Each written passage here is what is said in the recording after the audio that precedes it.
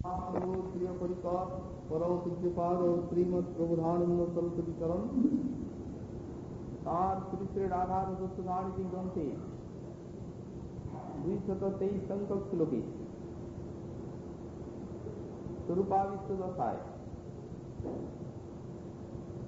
श्री राधा रानी चरणी प्रार्थना ज्ञापन करते गए बोलें वस्त्रालिं ललितां कपोलफलके नेत्राम्बुजे कज्जलं रङ्गं बिम्बाधरे च कुचयो काश्मीरजालेपनम् राधे नवसंगमाय तरले पादाङ्गुलिपक्षिषु नश्यन्ति प्रणयादलक्तकरसं पूर्णा कदास्यामहम्। हे श्री राधे, हे नवसंगमाय तरले अर्थात नवसंगमार्थे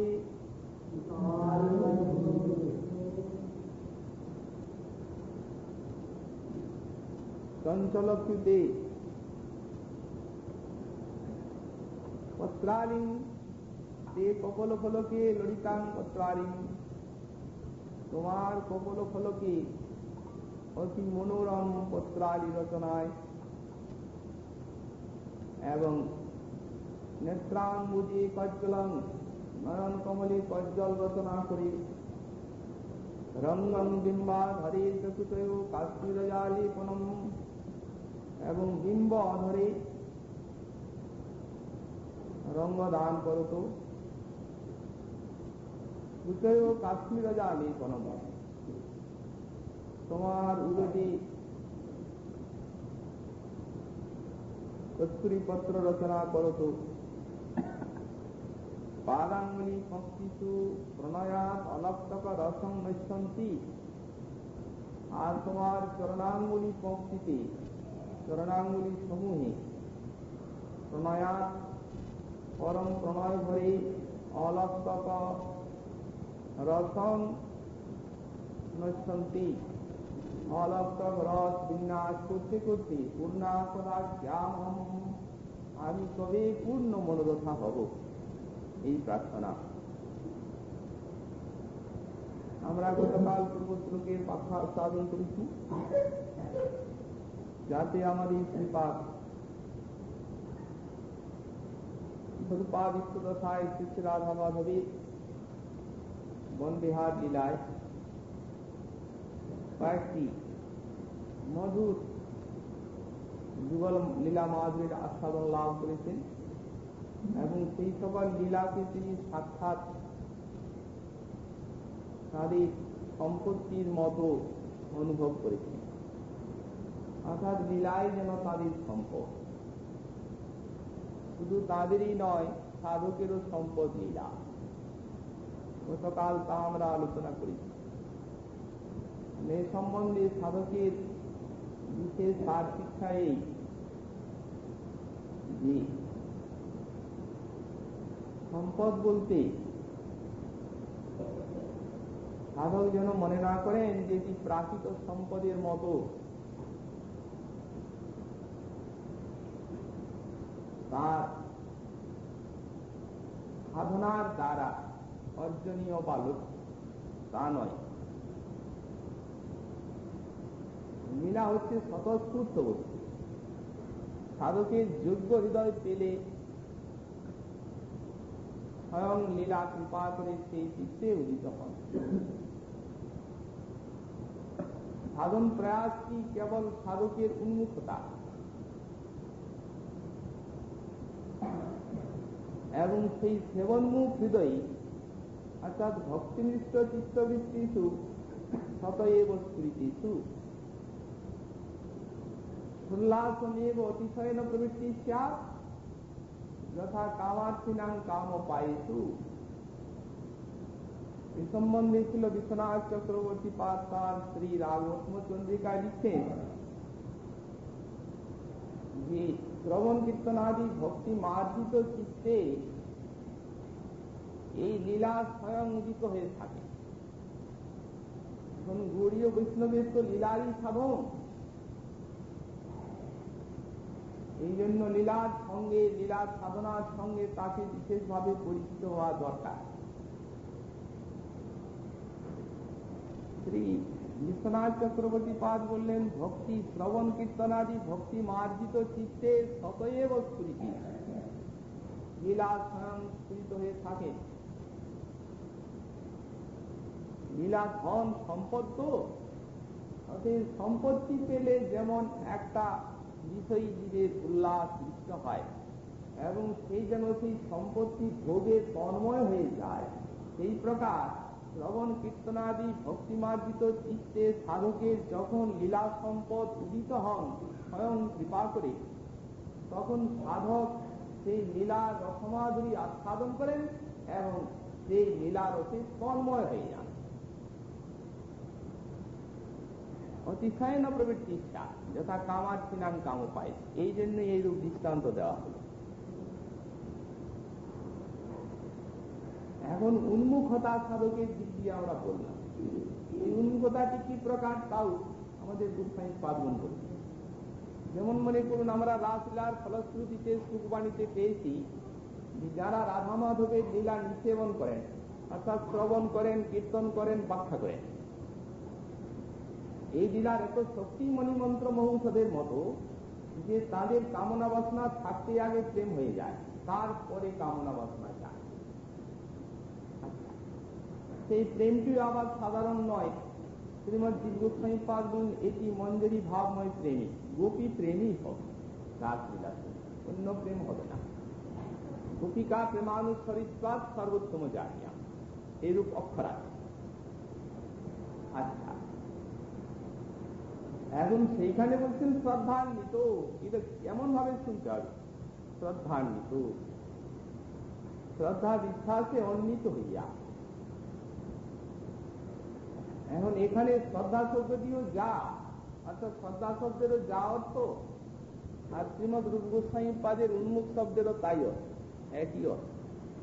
এখানে শ্রদ্ধা শব্দ মানে বিশ্বাস। তো লীলা চিন্তনে উন্মুখ কে, কারা, কাকে লীলা চিন্তনে উন্মুখ বলা যাবে? যিনি ভাগবতের ফলশ্রুতিতে শুনেছেন বা জেনেছেন যে এই লীলার এত শক্তি, রাধা গোবিন্দের লীলার, যেটি নিষেবন করতে গেলে অনায়াসে কামনা বাসনা না আসে, সেখানে প্রেম লাভ হয়ে থাকে। এতে যার বিশ্বাস আছে তিনি শ্রদ্ধালু। বিশ্বাস কার আছে? বললেন তাদের রসিক ভক্তের কৃপা যাদের আছে তাদেরই বিশ্বাস, অর্থাৎ বিশ্বাস অন্যের থাকবে না। তাদের রসিক ভক্তে মহানুভবের করুণা লাভ করেছেন যিনি, তারই বিশ্বাস, অন্যের হবে না। এবং তিনি উন্মুখ, তিনি ঠিক উন্মুখ, লীলা সেবনে উন্মুখ যিনি, তার হৃদয়ে লীলা কৃপা করে সংস্কৃত মান। আর ভগবান নিজে উদ্ধবের প্রতি ভাগবতের একাদশে বলে দিলেন, এগুলি সবই আমাদের ভজনের কথা, সর্বদা এগুলিকে মানে মনের সামনে রাখা উচিত থাকে, সাধন ভজনের অতি প্রয়োজনীয় বিষয়। ভগবান একাদশে শ্রী উদ্ধবের প্রতি বলছেন, দেখো উদ্ধব, যখন ভক্ত মত্ত যদাতত্ত্ব সমস্ত কর্ম, যখন ভক্ত আমার ভক্তি পথে আশ্রয় গ্রহণ করে আমার স্মরণ নেয়, এখন যখন মানে কখন, ব্যাখ্যাকার লিখছেন তাদিস মহৎ কৃপা প্রাপ্ত হন যখন তখন। সেইরূপ মহৎ কৃপা যখন প্রাপ্ত হন তখনই তার ভগবানের ভক্তিতে প্রবৃত্তি জন্মায়। আচ্ছা, প্রবৃত্তি জন্মালো, যখন প্রবৃত্তি জন্মালো, আমার চরণে স্মরণ নিলেন তিনি, তখন তার হৃদয়টিকে লীলা চিন্তার যোগ্য করার ভার আমার। ভগবান বলছেন সে ভার আমার, অর্থাৎ আমার চিন্ময়ী নাম এবং চিন্ময়ী লীলা স্ফূর্তি হবে কখনই, যখন চিত্ত মায়া বৃত্তি পরিহার করে চিত্তটাও চিন্ময়, তখন তো। কারণ সমজাতীয় না হলে তো আর বস্তু আস্বাদন আসবে না। যেহেতু চিত্ত যতক্ষণ পর্যন্ত না একটু চিন্ময় হচ্ছে, অর্থাৎ স্বরূপ শক্তির বৃত্তি আসছে, ততক্ষণ পর্যন্ত লীলা কিভাবে স্ফূর্ত হবে? তো ভগবান বলেন এ কাজ আমার। মত্ত যদা তত্ত্ব সমস্ত কর্মা নিবেদিতাত্মা বিচিকিৎসিত মে তদামৃতত্বং প্রতিপদ্যমানু মায়াত্মকয়ায় কল্পতি হই। বললেন, যখন মরণশীল মানব কোন মহতের কৃপায় আমার চরণে শরণ গ্রহণ করেন, তখন আমি তাকে জ্ঞানী যোগীর থেকেও কোনো বিশেষ করার ইচ্ছা করে থাকি। কি বিশেষ? বললেন তিনি আমার আত্মভূত হয়ে যান, অর্থাৎ আমার দেহমন প্রাণ যেমন সচ্চিদানন্দ ঘন, তিনিও তেমনি সচ্চিদানন্দ স্বরূপ দেহমন প্রাণ প্রাপ্ত হয়ে থাকে, এবং এটা আমার কাজ। নিজে ভাগ নিচ্ছেন। ভাগবতে শ্রী কপিল দেব তার মাতা দেবহূতির নিকটে বলছেন, মা, ভক্তির দ্বারা চিত্তমন অপহৃত হয়। অতএব যার প্রতি ভক্তি প্রসন্ন হয়েছেন তিনি আমার লীলা এবং তিনি আমার নাম ভুলতে চাইলেও ভুলতে পারেন না। লীলা যেন তাঁর চিত্তটিকে অধিকার করে বসে, তিনি যদি নিজে ভুলতে চান তথাপি ভুলতে পারেন না। মাদিসজীবের ঠিক এর বিপরীতে আবার, অর্থাৎ মাদিসজীব সংসার ভুলতে চাইলেও ভুলতে পারে না। তারা যারা ভগবত অনুগৃহীত, মানে ভক্তির দ্বারা অনুগৃহীত, ভক্তির আলোকপাত যাদের চিত্তে হয়েছে, ভগবান কপিল দেব বলছেন তারা আমার কথা, আমার লীলা ভুলতে চাইলেও ভুলতে পারেন না। আর মাদিসজীবের হচ্ছে যে সংসার ভুলতে চাইলেও ভুলতে পারি না, উল্টো অবস্থা। যেহেতু এই জন্যই ঠাকুর মহাশয় বললেন, অনর্থ পরিহার করে মনটি একান্তে শ্রী শ্রী রাধা মাধবীর চরণে দিতে হবে। আন কথা না বলিব, আন কথা না শুনিব, সকলই করিব পরমার্থ, প্রার্থনা করিব সদা অভীষ্ট লালসা কথা, ইহা বিনা সকলই। এই জন্যই মহাজনের এই প্রকার বাণী। সেই বাণীর অবলম্বনে সাধক যখন লীলাচরণে শরণাগত হয়ে লীলা সেবন করবেন, তখন কৃপা করে শ্রী লীলা স্বয়ং তার চিত্তে স্ফুরিত হবেন। তিনি এই সম্পত্তির অধিকারী হয়ে ধন্য হয়ে যাবেন লীলার সাধন। কারণ কৃষ্ণ নাম, কৃষ্ণ গুণ, কৃষ্ণ লীলা বৃন্দ, কৃষ্ণের স্বরূপ সমসব বিরাট। এখন শ্রীপাদ সেই লীলা ধ্বনি যে শ্রী শ্রী রাধা মাধব বিদগ্ধ মিথুন, তাদের অদ্ভুত লীলা শ্রী বৃন্দাবনে অনুভব করেছেন। স্ফূর্তির বিরাম হয়নি। কনকবল্লরী বৃত তমাল লীলাধন, অর্থাৎ কনকলতা বিস্তৃত তমাল বৃক্ষের সৌন্দর্য দর্শন করে আর শ্রী রাধারানী সেই প্রকার গোবিন্দের দেহকে বেষ্টন করেছেন, এই লীলা সম্পদ প্রকাশ করেছেন। এর ফলে হয়েছে কি, শ্রীপাদ কিঙ্করী রূপে দেখছেন শ্রীমতী নবসঙ্গময় তরলে, অর্থাৎ প্রিয় মিলন লালসায় এত আতুরা হয়ে উঠেছেন। এর পূর্বে অবশ্যই মিলন হয়েছে, কিন্তু রাধারানীর চিত্তে অনুরাগ জাগরিত হয়ে সেই মিলনের স্মৃতিকে মুছে দিল। নবসঙ্গময় তরলে শব্দ দিচ্ছে, অর্থাৎ নিবিড় শ্রীকৃষ্ণ সঙ্গ লাভ করেও যিনি সখীগণের নিকটে জিজ্ঞাসা করেন যে গোবিন্দ কে, তা তার জানা নাই। সখীগণকে স্মরণ করাই দিতে হয় যে গোবিন্দ কে, অর্থাৎ সদানুভূত মতি যুর্যাত নব নব প্রিয়ম রাগো ভবত নব নব অনুরাগ।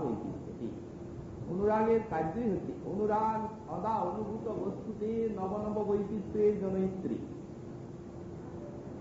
অর্থাৎ যাকে সর্বদা অনুভব করা হচ্ছে। এখন তার সহিত মিলনের যে স্মৃতিটিকে পর্যন্ত অনুরাগ মুছে দেয় এবং একটি নূতন আস্বাদনের সৃষ্টি জন্মায় অনুরাগ। কৃষ্ণাময়ী অনুরাগ তার কার্যই হচ্ছে এই, এবং এই জন্যই অনুরাগ এসে যতক্ষণ পর্যন্ত না সাধকের ভক্তের চিত্তকে সুরঞ্জিত করে ততক্ষণ পর্যন্ত নবনবায়মান কৃষ্ণ মাধুরীর আস্বাদন হয় না। রাধারানীর মধ্যে অনুরাগের চরমতা, অর্থাৎ প্রেমের থেকে আরম্ভ করে যে মহাভাব, সব স্তরগুলি সে রাধারানীতে বিচিত্র, অনন্য সাধারণ। তার জিনিসটি তাতে আছে, আর দ্বিতীয় আধার নেই প্রেমে। এই জন্য গোস্বামীপাদ ভাবের থেকে আরম্ভ, রতির থেকে আরম্ভ করে একেবারে মহাভাব পর্যন্ত সবগুলি শ্রী উজ্জ্বলে দিয়েছেন দৃষ্টান্ত। যেহেতু অনুরাগ চিত্তে উদিত হয়ে রাধারানীর মধ্যে এমন একটা বিস্তৃতি এনেছে তখন, যে এর পূর্বে যদিও মিলন মাধুরী আস্বাদন করেছেন, তথাপি এখন তিনি নবসঙ্গমায় তরলে, অর্থাৎ কিঙ্করী দেখছেন যে অনুরাগ তার চিত্তে ইতিপূর্বের বিলাসের স্মৃতিকে সব মুছে দিল। এই যেন প্রথম কৃষ্ণের সঙ্গে মিলন হচ্ছে, অর্থাৎ মিলন এখনো হয়নি। এই যেন তিনি প্রথম বৃন্দাবনে আসছেন, বনে এসে এই যেন তার অভিষ্টকে দেখছেন। রাধা কিঙ্করী কি এমনি হওয়া যায়, যার চিত্তে সাক্ষাৎ সেই অখণ্ড মাদনাক্ষ ভাব কি অন্তর ভাব সমূহ ধরা পড়ে? অবশ্য রাধারানীরই কৃপা। রাধারানীর কৃপাতে সাধক রাধারানীর মনটি পর্যন্ত বুঝতে পারে। অর্থাৎ ভক্তির তো স্বভাবই হচ্ছে সে ভগবানকে সর্বতভাবে বুঝিয়ে দেয়। ভক্তিরেবৈনং নয়তি ভক্তিরেবৈনং দর্শয়তি ভক্তিবশ পুরুষ ভক্তিরেব প্রিয়। এই প্রশংসা তো ভক্তিরই আছে। যেখানে ভক্তির পরাকাষ্ঠা, যেখানে সেবার পরাকাষ্ঠা, যেখানে প্রণয়ের চরমতা, সেখানে বাস্তবিকই অভিষ্টের চিত্তটিকে একেবারে বুঝিয়ে দেবে ভক্তি। মরম জেনে তা না হলে সেবা হবে না। কারণ সেব্যের যদি অন্তর না জানেন সেবক, তবে তিনি সেব্যের সেবা কিভাবে করবেন? কারণ সংকোচী সেব্য, তিনি তো আর বলবেন না যে এই সেবাটির আমার এখন দরকার। সেব্যের মুখখানা দেখে সেবককে বুঝতে হবে যে তার এখন কি দরকার, তবে তো তিনি সেবা করবেন। আর সেব্য তো ছোট নয়, সেব্য অখণ্ড অধ্যায় জ্ঞান তত্ত্ব, অখণ্ড মহাভাব। যেহেতু সে অখণ্ড মহাভাব এবং অখণ্ড সচ্চিদানন্দের মনকে বুঝিয়ে দেওয়া চাই সেবকে, কি করতে হবে? তো রাধা কিঙ্করীর যোগ্যতা আছে। তিনি বুঝলেন নবসঙ্গমায় তরলে, তখন তিনি কি করলেন? আবার কুঞ্জান্তরে নিকটবর্তী কুঞ্জে শয্যা রচনা করলেন। শ্রী যুগলের সেই কুঞ্জে আবার বিলাস হল। তারপরে শ্রী রাধারানী মনে মনে চিন্তা করছেন, অর্থাৎ বিলাসান্তে কিঙ্করী কুঞ্জে প্রবিষ্ট হয়ে যথাযোগ্য সেবার সৌভাগ্য পেয়েছেন। তারপরে শ্রী রাধারানী মনে চিন্তা করছেন যে এতক্ষণ সখীগণ আমার নিশ্চয়ই আমার অন্বেষণী শ্রী বৃন্দাবনে এসে গিয়েছেন এবং আমাদের অনুসন্ধানে এই কুঞ্জের সখীগণের আসতে আর বিলম্ব নেই। যখন তিনি এই কথা বুঝেছেন, তখন শ্যামসুন্দরকে বলছেন, দেখো শীঘ্র আমার বেশ রচনা করে দাও, সখীগণ এখনই এসে পড়বে। হয়তো নিশ্চয়ই তারা আমার অন্বেষণ করছে এবং তারা এসে এই অবস্থায় দেখলে আমি লজ্জিত হব, তারা কি উপহাস করবে না আমায়। অতএব তুমি আমার বেশ রচনা করে দাও। শ্যামসুন্দর বেশ রচনা করবেন রাধার। প্রথমেই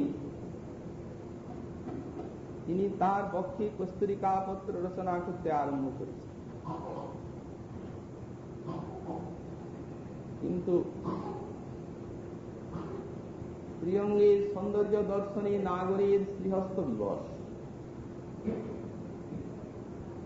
রাধারানীর সেবা করার যোগ্যতা নেই।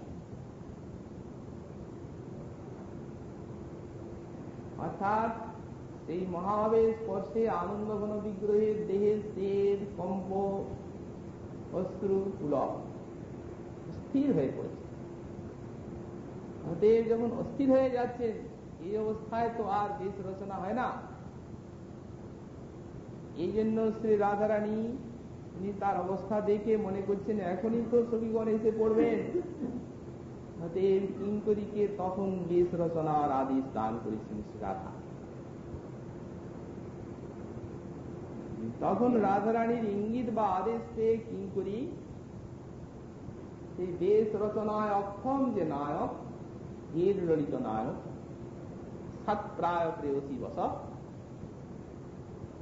সে তাকে মৃদু ধাক্কা দিয়ে সরিয়ে দিচ্ছেন, ছাড়ো, তোমার দ্বারা হবে না, তুমি এইখানে বসো, এইখানে বসে বসে একটু দেখো, শিক্ষা করে রাখো কেমন করে আমার ঈশ্বরীর বেশ রচনা করতে হয়। এখন কিঙ্করী হচ্ছেন আচার্যা কার? শ্যামসুন্দরী। শ্যামসুন্দরকে তিনি রাধার বেশ রচনার শিক্ষা দেবেন এবং শ্যামসুন্দর নিকটে বসে বসে কিঙ্করীর নিকটে সেই বেশ রচনাটি শিক্ষা করে রাখবেন, পরে যাতে এইরূপ নিখুঁত ভাবে রাধার বেশ রচনা করতে পারেন। এই জন্য সুদক্ষা কিঙ্করী বলছেন, এইখানে বসো, ছাড়ো, এইখানে বসো, বসে বসে দেখো কেমন নিখুঁত ভাবে আমার ঈশ্বরীর বেশ রচনা করতে হয়। কিঙ্করী বেশ রচনা করে যাচ্ছেন। পত্রালিং ললিতাং কপোল ফলকে, প্রথমে তার কপোল ফলকে ললিত অর্থাৎ মনোরম পত্রাবলী রচনা করছেন। ললিতাং শব্দে মনোরম, কার মনোরম? এখন যিনি বসে আছেন তার মনোরম, তিনি বসে বসে দেখছেন, মনে মনে ভাবছেন, আহা, আমার তো তার যোগ্যতা নেই, যদি রাধা কিঙ্করী হতে পারতাম তাহলে এই প্রকারের শ্রী মহাভাবী সেবা লাভ করে আমি ধন্য হতে পারতাম। গতকাল আমরা বলেছি, এই নিপুণ যে সঞ্চিত বাসনা মহাপ্রভু হয়ে তিনি পূর্ণ করে নিলেন, রাধা কিঙ্করীর মাধুরী আস্বাদন করেছেন তিনি গম্ভীরা লীলায়। অতএব মনোরম, আর মনোরম, তিনি বসে বসে দেখছেন তার ললিত,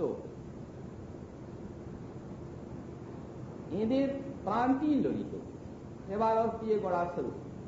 অতএব যখন শ্রীকৃষ্ণের নিকটে রাধারানী বেশ রচনা করেন, তখন শ্রীকৃষ্ণের মনোরম ভাবে বেশটি রচিত হয়। আর যখন কৃষ্ণ থাকেন না, তখন রাধারানীর বেশ রচনা করেন, তখন আবার একে স্থির করা যায় না।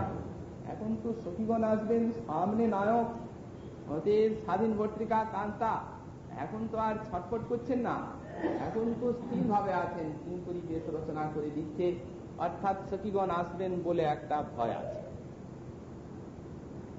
কিন্তু যখন কান্ত নিকটে থাকেন না, অর্থাৎ বিরোহিণী রাধার যখন বেশ রচনা হয়, তখনও এরা ললিত বেশ রচনা করেন, অর্থাৎ শ্রী রাধারানীকে তাবিত কৃষ্ণ কথা বলতে বলতে শ্রী রাধার বেশ রচনা হয়। যেমন কজ্জল নিকটে এনেছেন, কজ্জল দেখেই শ্রীকৃষ্ণের স্মৃতি, মেঘ দেখে যার শ্রীকৃষ্ণ উদ্দীপন হয়, যমুনা দর্শনে শ্রীকৃষ্ণ উদ্দীপন হয়, নীল চুড়িতে কৃষ্ণ উদ্দীপন। অতএব কজ্জল এই তো কৃষ্ণের সেই চিক্কন কালো রোগের মতো। মহাজন বলেছেন, কুবলয় নীল রতন দলিতাঞ্জন মেঘপুঞ্জ যিনি বরণ চান। দলিত অঞ্জনের মতো কৃষ্ণের চকচকে কালো বরণ। যেমনি দলিতাঞ্জন দর্শন করে রাধারানী শ্রীকৃষ্ণ বদন মনে পড়ল, তেমনি তিনি চারদিকে তাকাচ্ছেন, ওই বুঝি সুন্দর এলো, ওই বুঝি সে আমায় দেখছেন। চঞ্চল হয়ে পড়েছে নয়ন, নয়ন চঞ্চল হলে কাজল দেবেন কি করে? নয়ন যদি চঞ্চল হয় তাহলে তো আর কাজল পরানো যায় না। তখন কিঙ্করী তাকে ললিত কথা বলেন, ললিত মানে মনোরম, যাতে সেবাটি হয়, যাতে তাকে স্থির করা যায়। ওকে বলেন না, আপন মনে বলে যান যে কজ্জল, তুমি হয়তো মনে করবে যে কানে আমি অলঙ্কার দিলাম রত্নের, নাকে দিলাম মুক্ত, কানে দিলাম রত্ন, আর তুমি যে সর্বদেহের সেরা, তোমাতে কতকটা কালি দিচ্ছি। তুমি এই কথা মনে করে খেদ করবে না। আপন মনে চোখকে বলছেন, চোখের সঙ্গে কথা বলছেন, রাধারানীর সঙ্গে নয়। রাধারানীকে শুনিয়ে শুনিয়ে চোখের সঙ্গে কথা বলছেন, রাধারানীর চোখের সঙ্গে। রে চক্ষু, তুমি মনে ভাববে না যে আমি সকল ইন্দ্রিয়ের সেরা, তুমি কানকে দিলে একটা রত্ন, নাককে দিলে মুক্ত, আর আমাকে দিচ্ছ কতটা কালি। এই জন্য খেদ করার কিছু নেই। তোমায় কালি কেন দিচ্ছি জানো? ওদিকে যে রত্ন দিলাম তার থেকে তোমার কাছে কালিটা অনেক শ্রেয়, যেহেতু এটি কৃষ্ণের রঙের মতো রং। কান তো আর কৃষ্ণ দেখতে ইচ্ছা করে না, আর তুমি যে কৃষ্ণ দেখার জন্য আতু, এই কথা বল।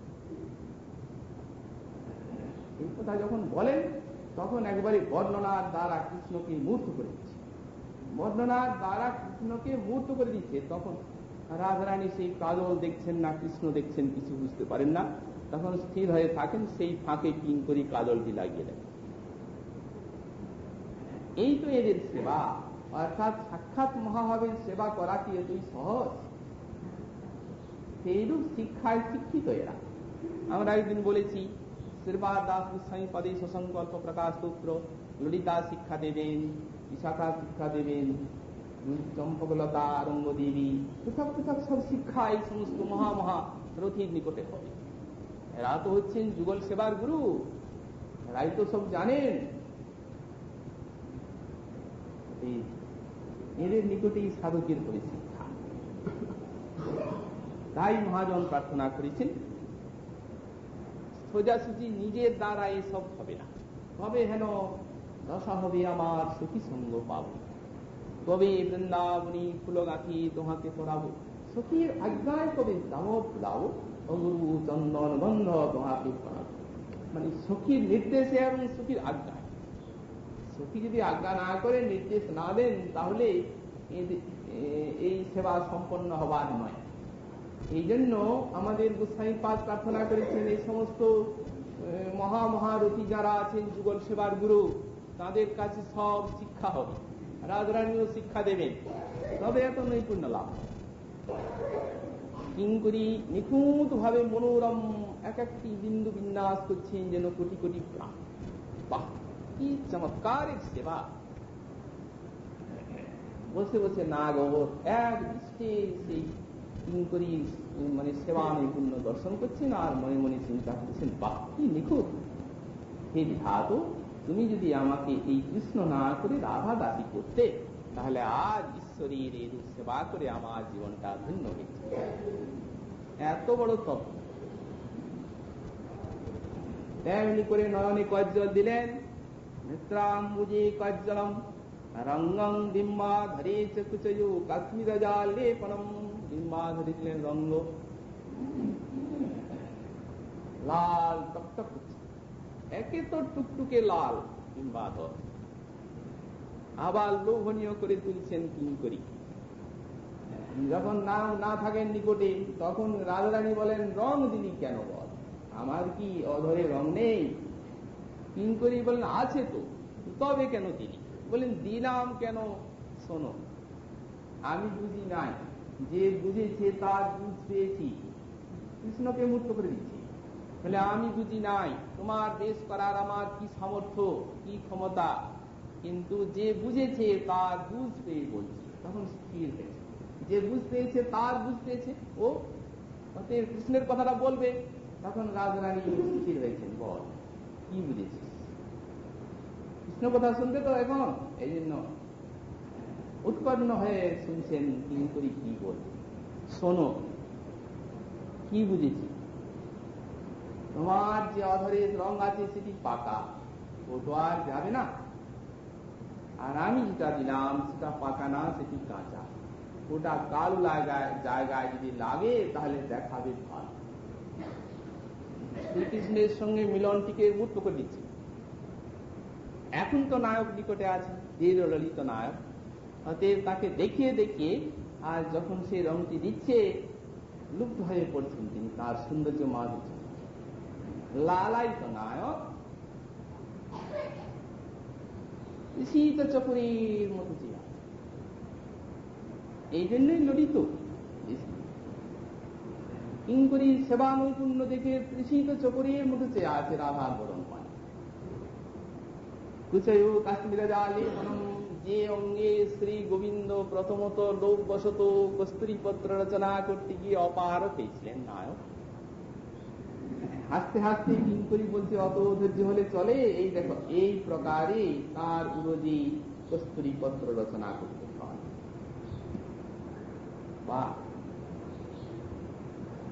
আমি নিতান্ত ধৈর্য হারা, এই জন্যই আমার ভাগ্যে রাধারানীর এইরূপ সেবা ঘটে। কিঙ্করী, তুমি দয়া করো যাতে তোমার মতো সেবার সৌভাগ্য পায়। এই দেখো, চরণকে এইভাবে ধরবে, পাদাঙ্গুলি পঙ্ক্তিষু প্রণয়াত অলক্তকর সংমিশ্যন্তি প্রণয়াত, প্রণয় ভরে চরণ চরণ পঙ্ক্তিতে অর্থাৎ অঙ্গুলি পঙ্ক্তিতে বা যাবৎ রস অঙ্কন করছেন দাস। প্রণয়া, প্রণয় ভরে, প্রণয়েরই সেবা, প্রণয়কে বাদ দিয়ে সেবা নেই। আমাদের সেবা দাস গোস্বামী চরণ বললেন প্রণয় পুষ্প দাস্যাপ্তয়ে, তোমার দাস্য আমি চাচ্ছি, কিন্তু দাস্য বলে তো অন্যের মতো দাস্য নয়। প্রণয় পুষ্প দাস্যাপ্তয়ে, তোমার যে দাস্য আমার কাম্য সেটি হবে প্রণয় রসের দ্বারা পরিপুষ্ট। প্রণয় রসটি কি? প্রাণে প্রাণে এক বলে মনে হয়। নায়কেরও এই প্রণয়িনী শ্রী রাধার চরণ বক্ষে ধারণ করে এমনি করে অলক্তক রস রঞ্জনীর চির আকাঙ্ক্ষা কিঙ্করী সেই চরণে অলক্তক রস রঞ্জন করলেন। রঞ্জন করে বলছেন, দেখলে তো এইরূপ শ্রীমতীর সেবা হবে। তারপর সেই লীলাটি স্ফূর্তির বিরাম হয়েছিল। তখন সাধকা বিষয়ে প্রার্থনা করলেন, পূর্ণাকদাস্যাম আরাধে নব সঙ্গমায় তরলী, কবে তোমাকে শ্রী শ্যাম সুন্দরীর সহিত মিলন সম্পাদন করাবো এবং কবে তোমার বেশ রচনার সৌভাগ্য পাবো। আর বেশ রচনা করে পূর্ণাকদাস্যাম, আমি কবে পূর্ণ মনোরথা হব, পূর্ণ মনোরথা হইব, এরূপ প্রার্থনা। এতেই মনোবাসনা পূর্ণ হবে। মনোরথই তো গৌরীয় বৈষ্ণবী সাধন। গোস্বামীপাদ বললেন, আমি এই মনে মনে কলা খাচ্ছি। সকালে ভোরের বেলা শয্যার থেকে জাগরিত হয়ে চিন্তা করছি, এই রাধার নিকুঞ্জ, এখানে রাধা মাধব শরণে আছেন, আমি সেইখানে উঁকি মেরে দেখছি, জাগরিত হয়ে ফুল তুলছি। তারপরে তাদের সেই জল, শীতল জল, তারপর বস্ত্র, তারপর তাদের সেবার জন্য মধুর তাম্বুল, পানক, এই সমস্ত সুসজ্জিত করে রাখছি, পুষ্পমাল্য, আরতি, সাজসজ্জা, এই প্রকারে একেবারে ধারাবাহিক চলছে সব সেবার মানুষ চিন্তা। গোস্বামী পাল বলতে তো মনে মনে কলা খাচ্ছি। তো এই যে মনকদলী ভক্ষণ, এই মনকদলী ভক্ষণটি তোমার কৃপা হলে সত্য হবে। আমার যে মনকদলী ভক্ষণ, মনকদলী ভক্ষণ তো নয়। মনকদলী ভক্ষণ মনে মনে কলা খেলে যতক্ষণ কলা না পায় ততক্ষণ পর্যন্ত তার কলা খাওয়ায় না, পেটও ভরে না। কিন্তু শ্রী রাধারানীর কৃপায়, শ্রী গোবিন্দের কৃপায় এই মন কদলিতে আস্বাদন হয়, পেট ভরে সেবাও পায়। ভক্তির সহযোগিতায় সব চিন্তনগুলি সিদ্ধ হয়ে যায়। ভক্তি যদি ইচ্ছা হয়, সত্য হবে কে? সেই প্রতিষ্ঠানপুরের ব্রাহ্মণের মনের ফিরে আগুন পড়ে গিয়েছে, তাদের সবই সত্য। এখন বলছেন, এই রূপ সেবা করে আমি পূর্ণাকদাস্যাম কবে পূর্ণ মনোরথা হইব। এই শ্লোকটির এইভাবেও কেউ কেউ ব্যাখ্যা করেন যে এই যে সম্বোধন আছে নবসঙ্গমায় তরলে, হে শ্রী রাধে হে নবসঙ্গমায় তরলে, রাধারানী অভিসারিকা, তখন কিঙ্করী সেই অভিসারের উপযোগী বেশভূষা করে দিয়ে আর স্ফূর্তির যখন বিরাম হয় তখন প্রার্থনা করেছেন, আমি কবে পূর্ণ মনোরথা হইব। কিন্তু এরূপ ব্যাখ্যা যদি করা যায় তাহলে হবে কি, পূর্ব শ্লোক এবং পর শ্লোকের সঙ্গে সঙ্গতি থাকবে না, এক। দ্বিতীয়ত আরেকটি দোষ হবে কি, এই যে পূর্ণাকদাস্যাম আছে এর সঙ্গতি থাকবে। তার কারণ যতক্ষণ পর্যন্ত, অর্থাৎ অভিসারিকার বেশ রচনা করলেই কি তিনি পূর্ণ মনোরথা হলেন কিঙ্করী? যতক্ষণ পর্যন্ত না অভিসারিকার মিলন হয়, মিলন না হওয়া পর্যন্ত এদের পূর্ণ মনোরথ নেই। যতক্ষণ পর্যন্ত না তারা উৎকণ্ঠিতা শ্রী রাধারানীকে মিলনের সুখ বা আনন্দ দান করেন, ততক্ষণ পর্যন্ত এরা পূর্ণ মনোরথা হতে পারেন না। তাহলে এইখানে পূর্ণাকদাস্যাম এইরূপ প্রার্থনার সঙ্গতি হয় না, যদি ওইরূপ ব্যাখ্যা করা যায়। এই জন্য পূর্বাপর শ্লোকের সঙ্গতি এবং নবসঙ্গমায় তরলে মানে এখানে ওই যে অনুরাগ, অনুরাগের বিস্তৃতি এনে দিয়েছে, মুছে দিয়েছে সব স্মৃতির আধার। তখন যেন এর পূর্বে যা বিলাসাদি হয়েছে তার মনে হচ্ছে কিচ্ছু হয়নি, এই প্রথম নায়কের দেখা দিচ্ছে। যেমন অনুরাগ স্তরে গোস্বামী পাদ দৃষ্টান্ত দিলেন, তখনই বিলাস হয়েছে, ললিতা স্মরণ করাই দিচ্ছেন, মনে করো, মনে করে দেখো আমি তার হাতে তোমায় নষ্ট করেছি। অনেকক্ষণ স্মরণের পর বলছেন, সত্য সত্যমসৌ দিগঙ্গন মগাত দৈব, সখী তুমি ঠিকই বলেছ, আজই বিদ্যুতের মতো আমার এই নয়ন প্রাঙ্গণে সেই হরি একবার দেখা দিয়ে তখনই আবার। এইরূপ না হলে কি অনুরাগে রসমাধুরী উচ্ছ্বসিত হয়? এইরূপ না হলে কি প্রবাহের জলের মতো নবনবায়মান রসমাধুরী আস্বাদন দান করা হবে গোবিন্দকে? এই জন্যই নবসঙ্গমান্তরে শব্দ, কল্পনার বস্তু তো নয়, সাক্ষাৎ লীলা রাজ্যে কিঙ্করী রূপে যা দেখেছেন সেই অনুভূতিটি শ্লোকাকারে নিল। তারপরে হলো কি, সখীগণ এলেন, রাধা যা সম্ভাবনা করেছিলেন, সখীগণ কুঞ্জের ভিতরে হাসতে হাসতে, মুখে বস্ত্র দিয়ে হাসতে হাসতে প্রবেশ করে বলছেন, রাধে, আরে তোমাকে আমরা কত খুঁজে বেড়াচ্ছি। হাসছেন, আস্তে আস্তে কথা বলছেন, বৃন্দাবনের বনে বনে তোমাকে আমরা কত খুঁজে বেড়াচ্ছি, তুমি এইখানে এসে বসে আছো। প্রথমে যেমন রাধারানীকে দেখেছেন সব, বুঝেছেন সব, কিন্তু এমন ভাব মাধুরী প্রকাশ করছেন, সখীগণের দ্বারা যুগল লস কত পুষ্ট হয়। সখী বিনা এই লীলা পুষ্টি নাহি হয়, সখী লীলা বিস্তারিয়া সখী আশা। আরে তুমি এইখানে বসে আছো, এমন কৃষ্ণকে দেখেননি, দেখছেন সব বুঝেছেন। যেমন প্রথমে কৃষ্ণকে দেখেন, রাধে তুমি এইখানে বসে আছো, আমরা এই কুঞ্জে কত তোমাকে বৃন্দাবনে, সারা বৃন্দাবনে খুঁজে খুঁজে বেড়াচ্ছি। উমা একই, এই যে একে দেখছি এখানে, রাধে এখানে তুমি এসে বসে আছো, এর হাতে তোমার কোন প্রকার পরাভব হয়নি তো? সখীগণের নিকটে রাধারানী কথা না বলতেই নিশ্চয়ই কিছু এমন উত্তর দিতেন রাধা, সখীগণের বাণীর অনুরূপ উত্তর তিনি দিতেন, কিন্তু তিনি উত্তর না দিতে সঙ্গে সঙ্গে আমাদের নায়ক বলে উঠছেন কি, সখীগণ কি বললে? পরাভব, কার পরাভব? দেখো সখীগণ, আমাকে কটাক্ষ করে কথা বলবে না, আমি তোমাদের সখীরাজ অনেক উপকার করেছি। বৃন্দাবনের পরে এসে দেখি যে তোমাদের সখী, তোমরা তো কোথায় পড়ে থাকলে, তোমাদের সখী বৃন্দাবনের বনে প্রবেশ করেই, আর এই বনের যে রাজা মদন, তার যে সেনা সামন্ত সব ঘুরছে, কোকিল ভ্রমর ইত্যাদি, এই সমস্ত সেনা সামন্তের ভয়ে তো অত্যন্ত অতিষ্ঠ হয়ে পড়েছে। সেই মদনের ভয়ে, তার সেনা সামন্তের ভয়ে অত্যন্ত অতিষ্ঠ হয়ে পড়েছে। আমি এখানে বৃন্দাবনে এসে দেখি একটা সরলা বালা ভয়ে কাতরা, অতএব এই মদনের হাত থেকে তাকে রক্ষা করে এই কুঞ্জে এনে তাকে আমি সুস্থ করেছি। আবার আমার হাতে, আমি তোমাদের সখীর তো উপকার করেছি, আবার আমার হাতেই তোমরা তোমাদের সখীর পরাভব সম্ভাবনা করছো। এই কথাটি বললেন কৃষ্ণ, তেমনি রাধারানী একটি রমণীয় কটাক্ষপাত করলেন গোবিন্দের বদনে। কান্তাব্জ লোল কটাক্ষ, কান্তের বদনাব্জ একটি লোল কটাক্ষপাত করলেন।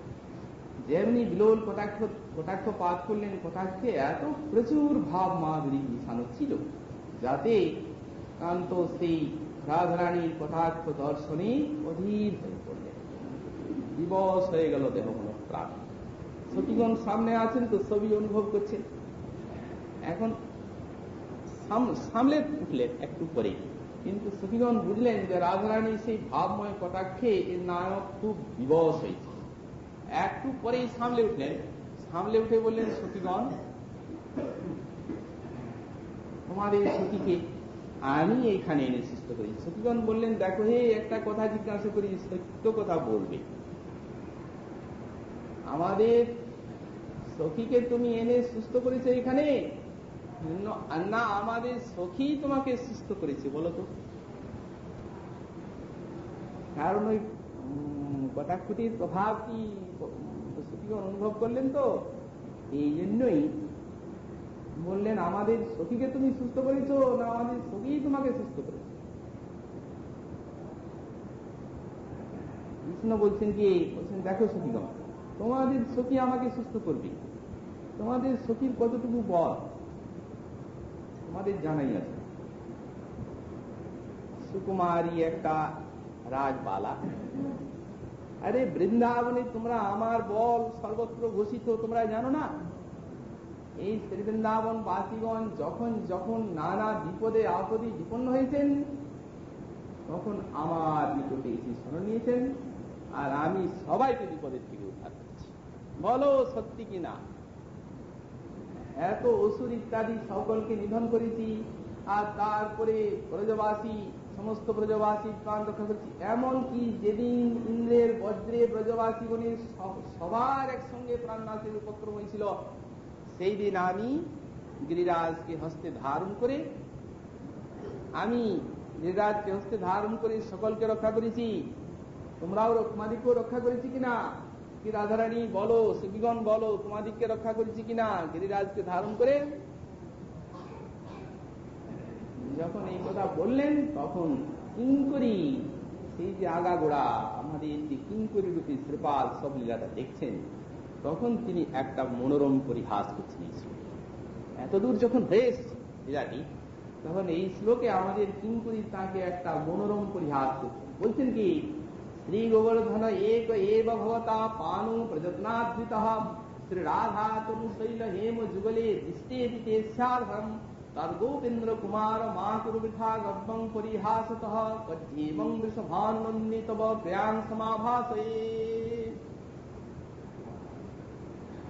এ গোপেন্দ্র কুমার, কিঙ্করী বলছেন, শ্রী গোবর্ধন এক এব ভবতা পানু প্রযত্নাদ্বিতঃ, তুমি একটা গোবর্ধন পর্বতকে বহু কষ্টে, প্রযত্নাৎ বহু কষ্টে, তুমি একটা গোবর্ধন পর্বতকে অনেক কষ্টে ধারণ করেছিলে, কিন্তু আমার সখী রাধা তনু হেম শৈল যুগলে দৃষ্টে দিতে স্যাধম, কিন্তু আমার সখী যে দুটি অদ্ভুত হেম শৈল বহন করে বেড়াচ্ছেন, সব সময় ধারণ করে আছেন, যে হেম শৈল দর্শনেই তোমার ভয় হয় ধারণ করা।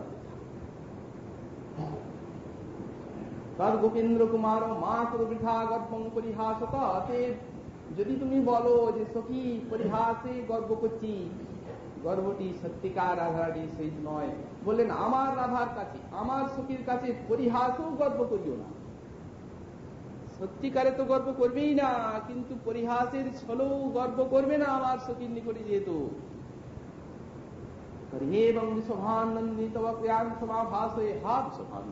এমন সৌভাগ্য আমার কবে হবে যেদিন তোমার প্রিয়তমকে আমি এইরূপ পরিহাস করব। দেখুন কিঙ্করী বলছেন কি, যখন গোবিন্দ বললেন বলো রাধে, সখীগণ বললেন আমার সখী তোমাকে রক্ষা করেছে না তুমি আমার সখীকে রক্ষা করেছো? সত্য কথা বলবে। রাধারানীর কটাকে যখন নাগর দিবস হয়ে গেলেন, সখীগণ সম্মুখে আছেন, বেশিক্ষণ বৈবস্য রাখলেন না, অবশ্য একটু কষ্ট করে ধৈর্য ধারণ করে যখন বসেছেন, তখন সখীগণ অনুভব করলেন রাধারানীর কটাক্ষের প্রভাব গোবিন্দের প্রতি। তখন বললেন সত্য করে বলো আমার সখী তোমাকে রক্ষা করেছে না তুমি আমার সখীকে রক্ষা করেছো? তখন গোবিন্দ বৃন্দাবনকে অনেক প্রকারে রক্ষা করেছি বলে অনেক গর্ব করলেন, আর শেষে বললেন গোবর্ধন ধারণের কথা। আচ্ছা বলো রাধে, বলো সখীগণ, যেদিন গোবর্ধন ধারণ করি সেদিন তোমরা বেঁচেছো কিনা? সবাইকে বাঁচিয়েছি, তোমরাও বেঁচেছো, তাহলে সেদিন তো সবাই মরেই যেতে। আমার গর্বটি সার্থক কিনা? কিঙ্করী বলছেন একেবারে অসার্থক তোমার গর্ব। এমন পরিহাস করছেন, বলেন দেখো শ্রী গোবর্ধনে এক এব ভবতা পানু প্রযত্নাদ্বিতঃ, তুমি যত্ন করে গোবর্ধন পর্বতকে তুমি অনেক যত্ন করে তুমি একটা গোবর্ধন পর্বত ধারণ করো, আর আমার সখী সে তো দুটি হেন শৈল সর্বদা বহন করে বেড়াচ্ছে অনায়াসে, যেটি দেখেই তোমার ভয় হয় ধারণ করা দূরে থাক।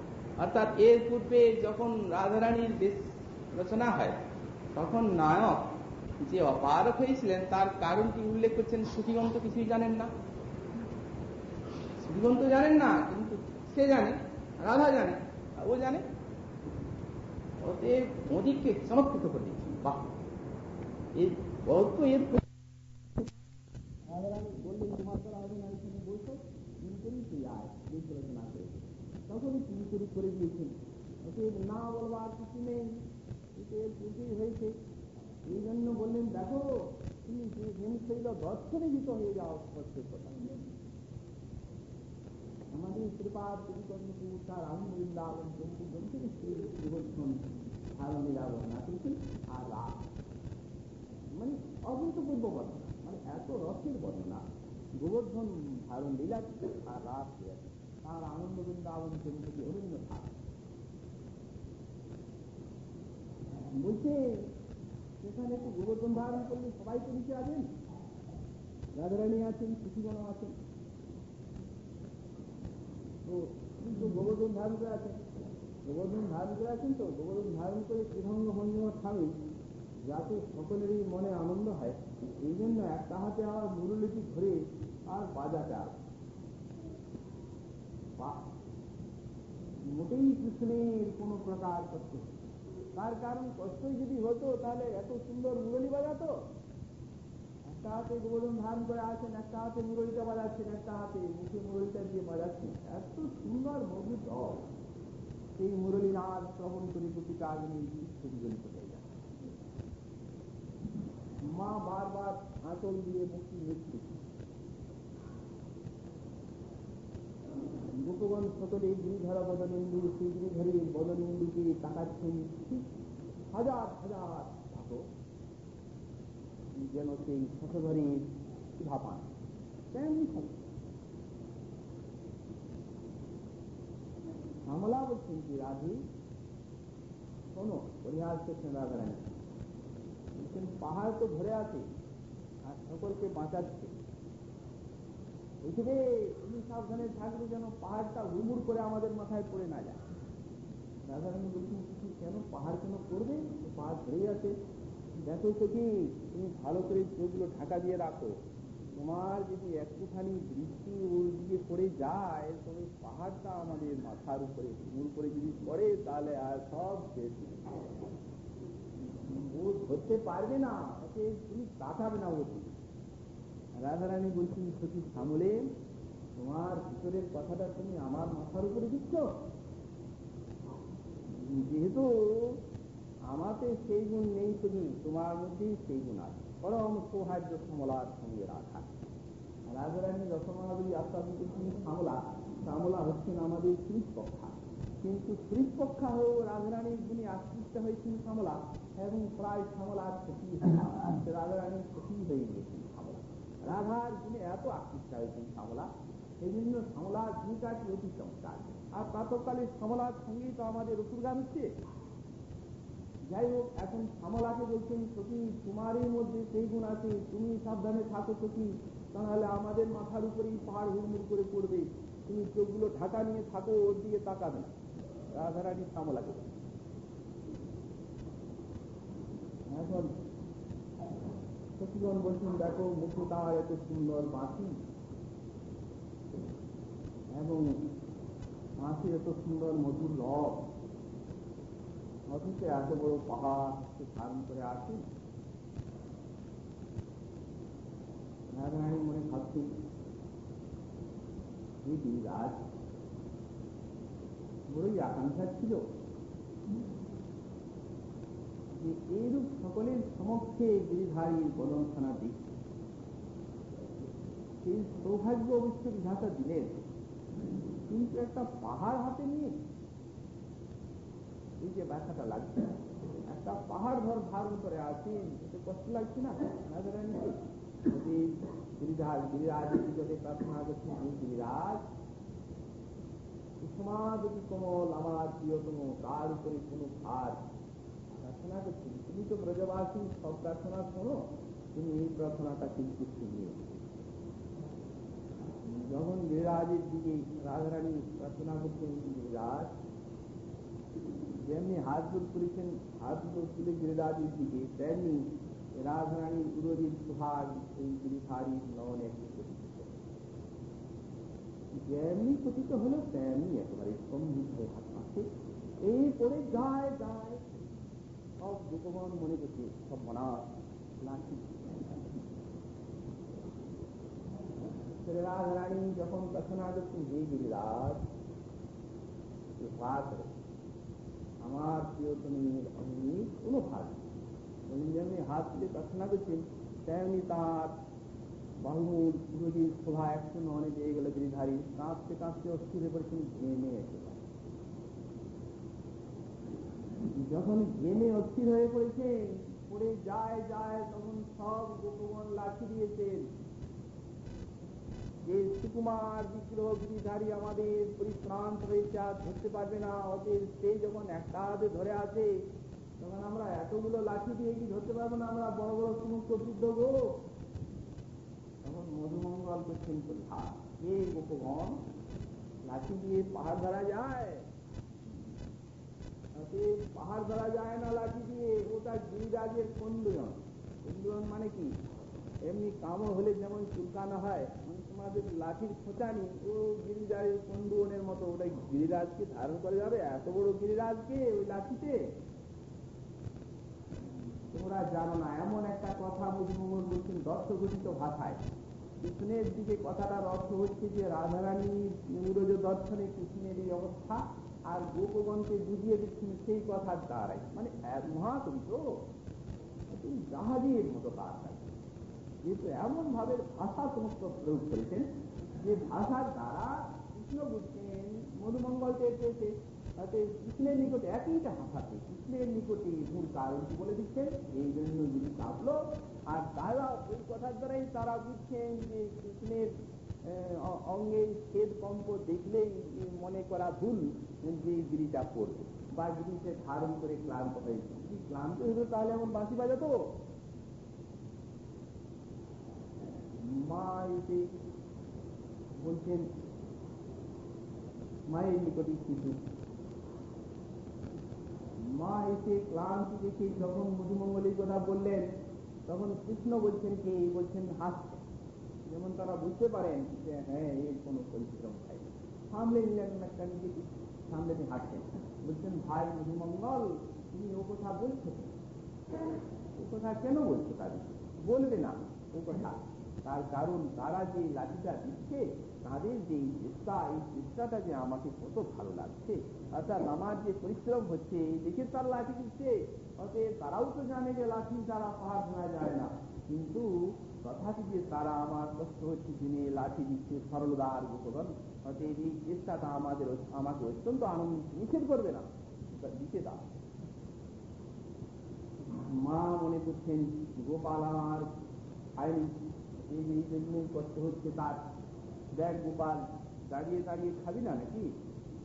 এখন সময় অনুসারে দাঁড়িয়েও খেতে হয় বাবা, বসেও খেতে হয়। মা জানেন না বসলে খায় না, বসেই তো খায়। মানে দাঁড়িয়ে আছে এই জন্য ওদের খাচ্ছে না। এই গোপাল দাঁড়িয়ে এখন সময়ের বিচার করলে হয় না। ওদের ভালো গরম কুয়া আর নবনীত এবং দেখেছি। মধুমঙ্গল বলছেন, কথা তুমি বলো না একবার, তোমাকে ক্ষুধা নাও যদি লাগে একবার বলো, হ্যাঁ ক্ষুধা লাগছে, আমার তো ক্ষুধা লেগেছে। তুমি এত সুন্দর মাধুর্য প্রকাশ করেছো, কারো ক্ষুধা লাগছে না, কিন্তু সখা মা যেমনি গরম কুয়ার কথা বললো না, তেমনি আমার সখা খুব ক্ষুধা লেগে গেল। তুমি বলো না একটু খাবো, তাতে যতটা খাবে খাবে, আমরা তো আছি। এখানেও এইরূপ পরিহাস রথের আস্বাদন চলছে। দেখুন, যিনি গিরি ধারণ করেছেন তিনি বলছেন, তুমি তো এত কষ্টে গিরি ধারণ করেছো হে প্রযত্না। এমন একটা শব্দ দিচ্ছেন যে শব্দের ভিতরে অনেক সমস্ত বেদনা। প্রযত্ন, এই প্রযত্ন মানে কি? যে ব্যাখ্যাটা আমরা করলাম সেই ব্যাখ্যাটি হলো এই প্রযত্ন শব্দে বহু আয়াসে, এই ব্যাখ্যাটা হলো এখানে। কিন্তু প্রযত্ন শব্দে ন্যায় শাস্ত্রে 3 প্রকার ব্যাখ্যা। এটি হচ্ছে প্রবৃত্তি, একটি হচ্ছে নিবৃত্তি, আর একটি হচ্ছে জীবন কারণ। ন্যায় শাস্ত্রে এই প্রযত্ন শব্দে 3 রকম ব্যাখ্যা হয়, প্রবৃত্তি, নিবৃত্তি আর জীবন কারণ। তো তত্ত্বের দিক দিয়ে যেমনি সেই ব্যাখ্যাগুলিতে আস্থাপন আছে, রসের দিক দিয়েও তেমনি আছে। তিনি করে যেন বলছেন, তুমি গিরি ধারণ করেছো নিজের প্রবৃত্তি সার্থক করার জন্য। প্রবৃত্তিটি কি? দেখুন, যখন ব্রহ্মা স্তবস্তুতি করলেন, কৃষ্ণ কিচ্ছু বললেন। বললেন একটু বলো না, আমার যে অপরাধ ক্ষমা করলে সে কথা না বললুম, হ্যাঁ কি না একটা কিছু কথা বলো। কথা কি বলবেন? যেমন একটা উজ্জ্বল বর্ণ চতুর্মুখ এসে তাঁর কাছে স্থল স্থিতি করছে, একটা গোপবালক কি বুঝতে পারছি না সংস্কৃত কথাগুলো, অবাক কি বলবে? প্রতি সমুদ্রের মতো নড়াতে পারেনি ব্রহ্মা এসে হৃদয়টাকে। এর আগে অত উত্তর ছিল, তখন মৌলিক সম্মতির লক্ষণ দিয়ে ঠিক করে। কিন্তু ইন্দ্রের সঙ্গে কথা বলবার জন্য গিরিরাজের উপরে বসেছিলেন। যখন সুরভি মাকে নিয়ে আসেন, ভাগবত দেখা যায়, তখন সুরভি মাতা অভিষেক করলেন, ইন্দ্র এলেন, কত কথা বললেন, যাও নিজের অধিকারে থাকো। তারপরে এইভাবে উৎপাদ করতে যাবে না, দেখো ইন্দ্র তুমি তো সবই জানো আমার অবতার, ইত্যাদি অনেক কিছু কথা বললেন। ব্রহ্মা ইন্দ্রের থেকে অনেক বড়, নাভি প্রমাণ চাপ ভক্ত বড়, সাল সাক্ষর মন্ত্র দিয়েছেন, ইন্দ্র তার থেকে অনেক ছোট। কিন্তু ব্রহ্মাকে অনেক কিছুই বললেন না, ইন্দ্রকে কথা বললেন কেন? তার কারণ হচ্ছে এই যে বলেন ইন্দ্র সে তো ব্রহ্মা, সে তো এর পরিকরগণকে দূরে সরিয়ে দিয়েছিল, আর ইন্দ্র পরিকরগণকে নিকটে এনে দিয়েছিল। রাধারানীকে 7 দিন দেখাটা কি কম সৌভাগ্য তাঁর?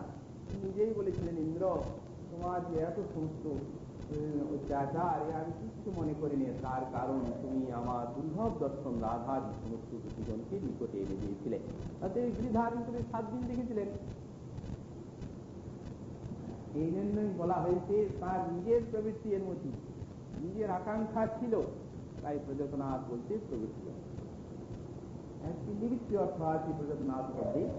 নিবৃত্তি অর্থের একটা সুন্দর তাত্ত্বিক ব্যাখ্যা হয় যে বস্তুত এই গিরিধারণ লীলাটি যারা শ্রবণ করেন, কীর্তন করেন, তাদের সূক্ষ্ম নিবৃত্তি হয়, সংসার জলার নিবৃত্তি হয়, আর ক্ষুধা তৃষ্ণার নিবৃত্তি হয়, গোবিন্দ পাঠ সংসারের নিবৃত্তি হয়।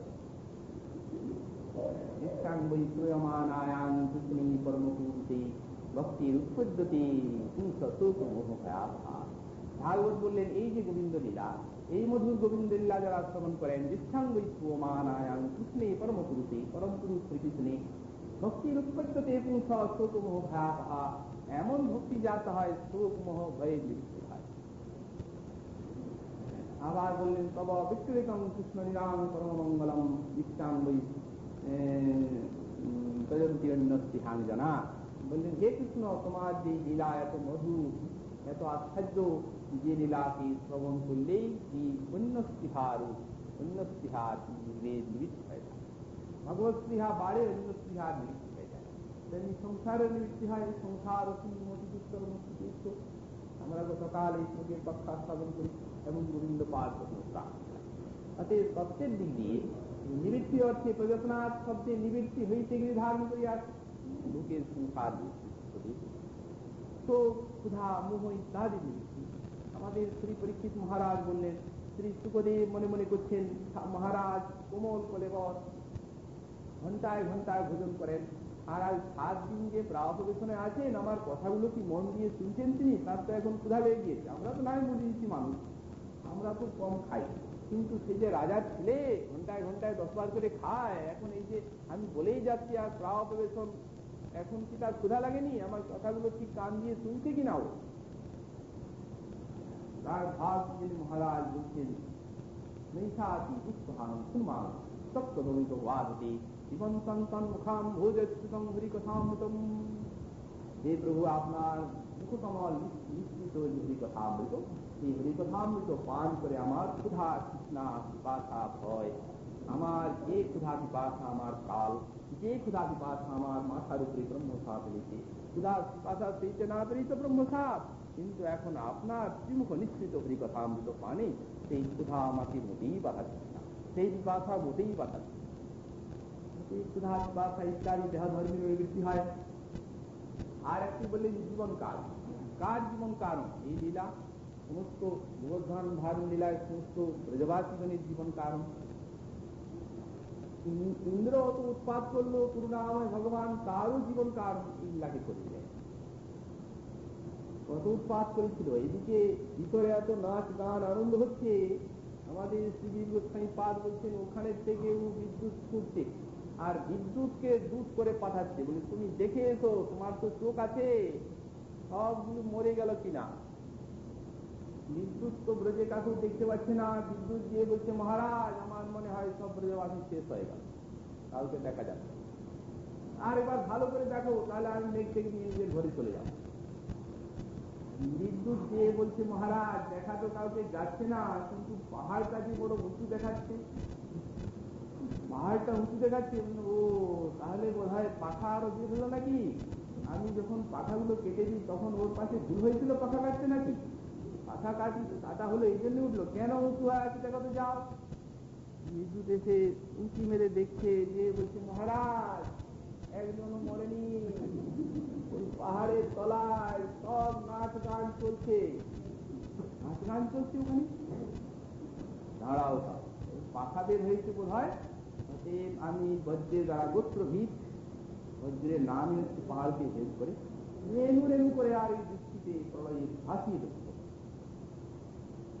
মুহুর্মুহু বজ্র ছাড়ছে, এত বজ্রের তার সীমা নেই। এতক্ষণ বোধ হয় এই বিদ্যুৎ পাহাড় চুরমার হয়ে গেল, ভিজে গেল জলে, যাও তো দেখে এসো। বিদ্যুৎ চক করে চোখ মেলে চেয়ে দেখে যে বলছে মহারাজ দেবরাজ আপনি যে এত বজ্র ছুড়লেন, ওই পাহাড়টার একটা গাছের একটা পাতাও মরে, আর একটা পিঁপড়েও মরে যায়।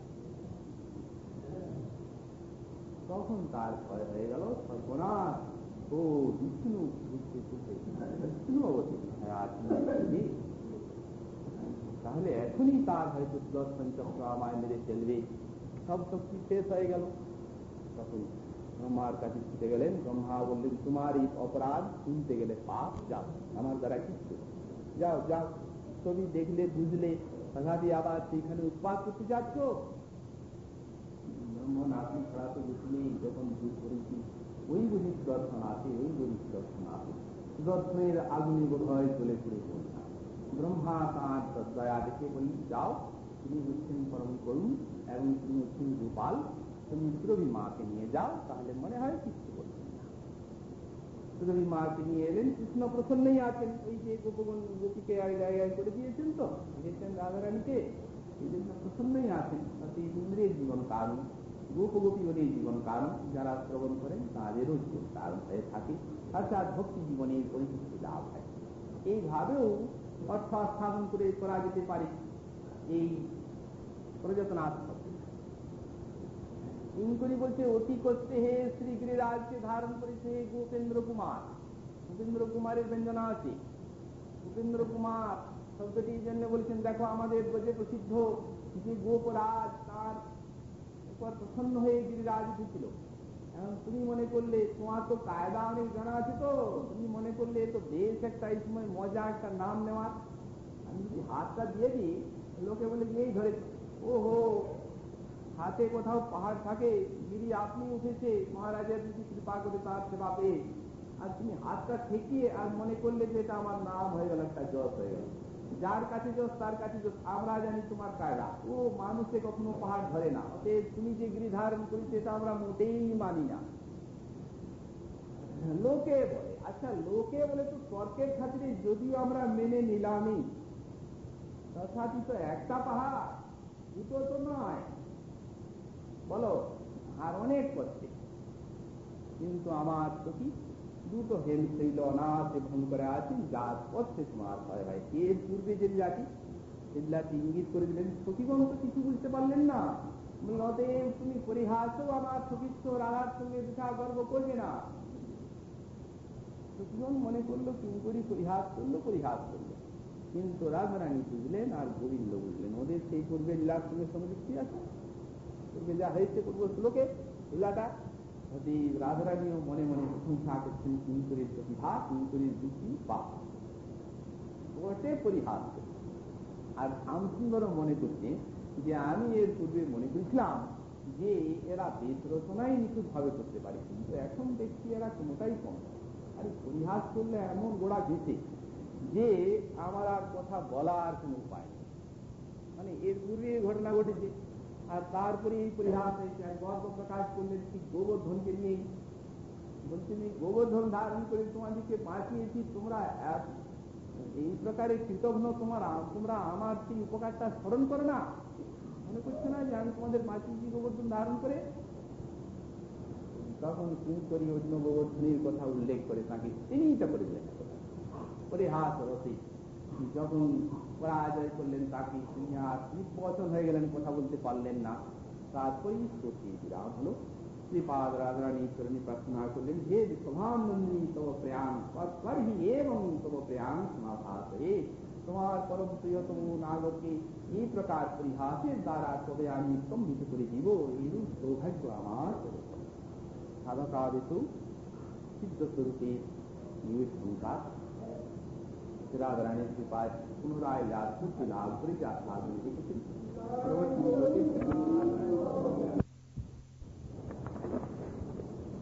कलियुग पावन अवतार श्रीमद महाप्रभुर प्रिय परिकर परम पूज्यपाद और श्रीमद प्रबोधानंद सरस्वती चरण नाम श्री राधा रुद्रसुदान के ग्रंथे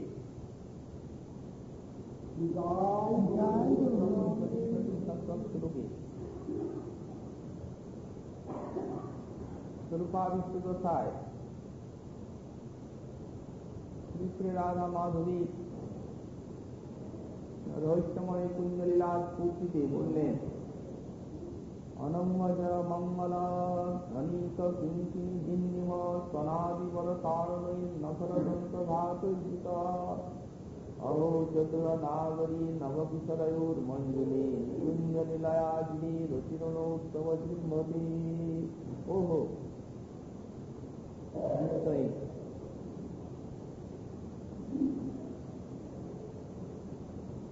মঞ্জুলে নিকুঞ্জ নিলয়াজিনী, অর্থাৎ পরম রমণীয় যে নিকুঞ্জ প্রাঙ্গণ, তাহাতে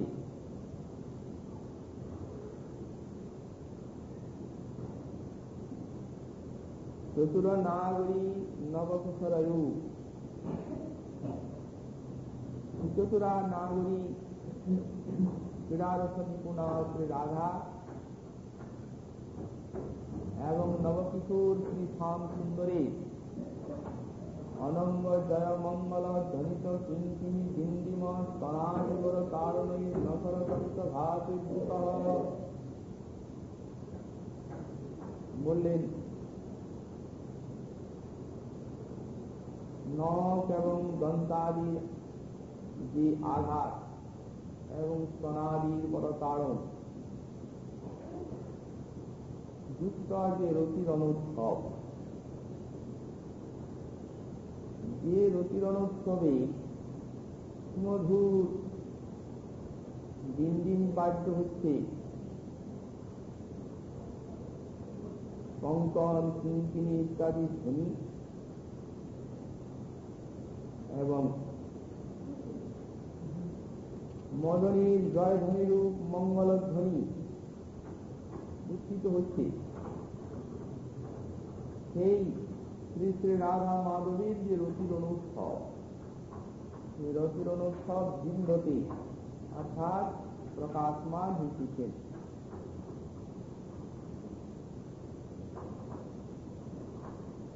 কৃপাদের পরপর ওই লীলাটি স্ফুরণ ধারা একভাবেই চলেছে। তাঁর বিশুদ্ধ শাস্ত্রোজ্জ্বল চিত্তে শ্রীলীলা ক্রমপূর্বক পরম মাধুর্য সম্ভার নিয়ে উদিত হয়ে পড়েছে। মধ্যে মধ্যে যখন স্ফূর্তি হচ্ছে, স্ফুরণের বিরাম হচ্ছে, তখন অভীষ্টের চরণে আবার সেই লীলা দর্শনের বা আস্বাদনের প্রার্থনা জানাচ্ছেন আকুতি ভরে। পুনরায় আবার সেই লীলাটিরই অবশিষ্টাংশের স্ফূর্তি পাচ্ছে। কয়েকটি শ্লোকে এইভাবে লীলারসের আস্বাদন ধারা করে। এখন পূর্ব শ্লোকে সখী সমাজে শ্রী শ্রী রাধা মাধবের যে পারস্পরিক স্মৃতিরসের ভিতর দিয়ে কিঙ্করী নায়ককে এমন একটা পরিহাস করেছে,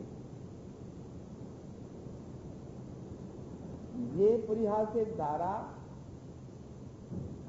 রহস্যময় পরিহাসে নাগর নাগরীমণিকে চমৎকৃত করেছে কিঙ্করী,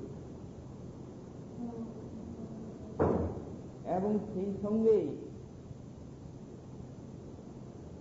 পরিহাসের যে পরিপাটি, সেই পরিপাটির দ্বারা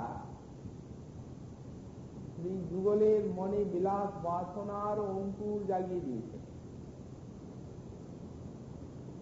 এমন ভাবে রহস্যময় পরিহাসটি করেছেন যে পরিহাস রসে শ্রী শ্রী রাধা মাধবকে যেমন নিজের একটা খুব নৈপুণ্যের পরিচয় দিয়েছে, অপরপক্ষে তেমনি পরিহাসের মাধুর্যে তাদের অন্তরে পুনরায় বিলাস বাসনারও অঙ্কুর জাগিয়ে তুলেছে। সুনিপুণাসতিগণ সবই বুঝেন, তাদের নিকটে শ্রী শ্রী রাধা মাধবের কিছু লুকা নেই।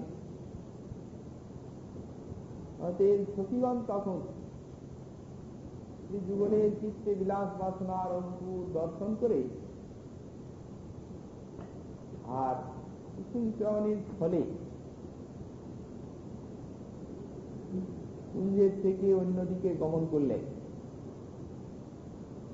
কিঙ্করী যুগলের পাদ সেবায় নিরতা,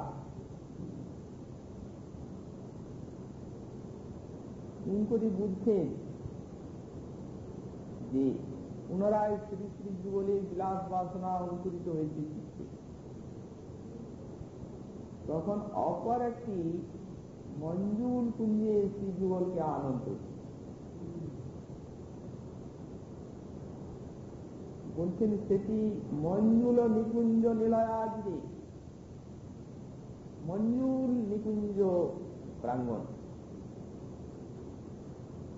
নিকুঞ্জটি মঞ্জুল কেন? মঞ্জুল মানে মনোহর, সুন্দর, মধুর।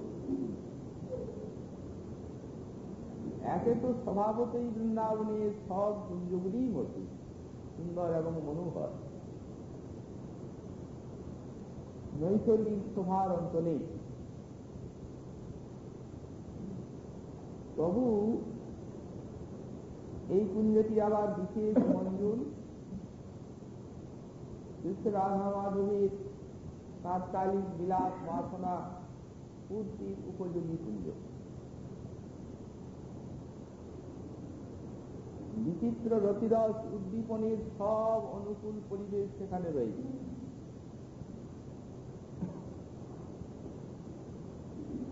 মঞ্জুল শ্রী বৃন্দাবনের মঞ্জুল কল্পতরু এবং কল্পলতায় বেষ্টিত কুঞ্জটি নির্মিত হয়েছে।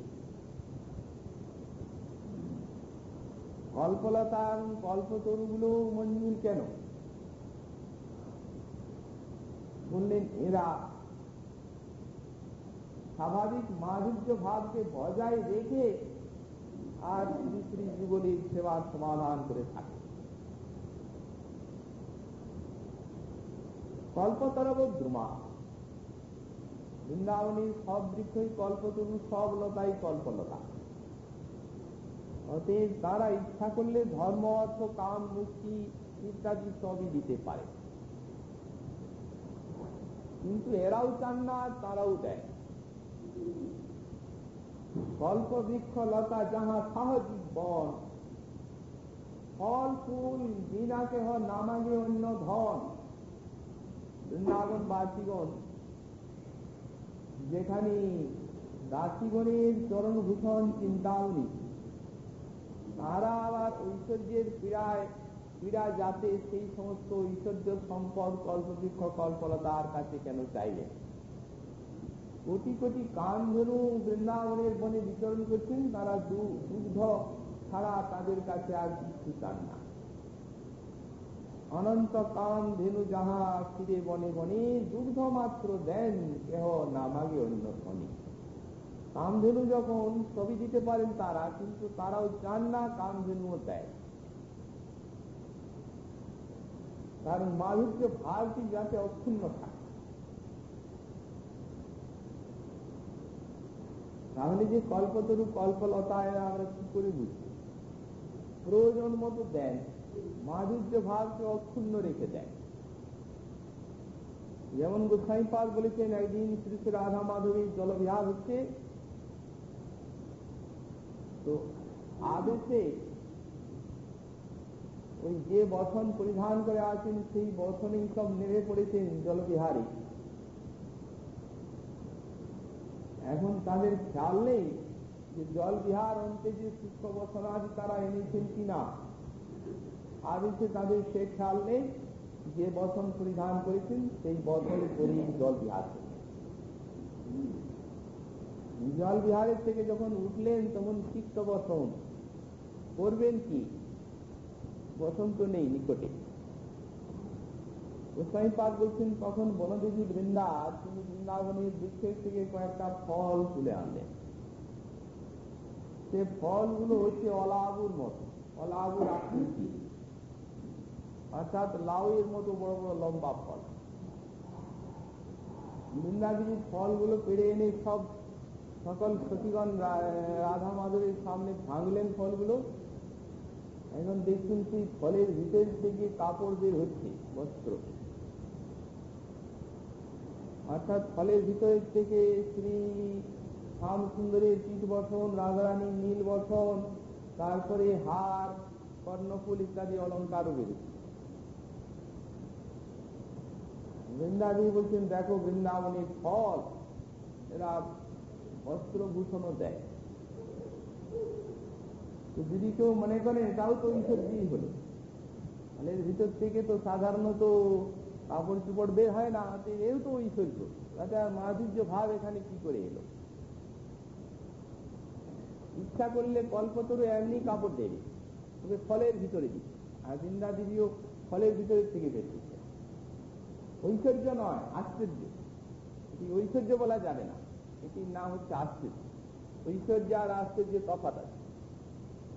যেমন প্রাচীনকালে দিল্লির বাদশাহের এক মন্ত্রী বাংলাদেশ দর্শনের জন্য গিয়েছিলেন। যখন তিনি ফিরে এলেন তখন বাদশাহ জিজ্ঞাসা করছেন, বাংলাদেশে আপনি কি আশ্চর্য দেখলেন, কি কি আশ্চর্য দেখলেন?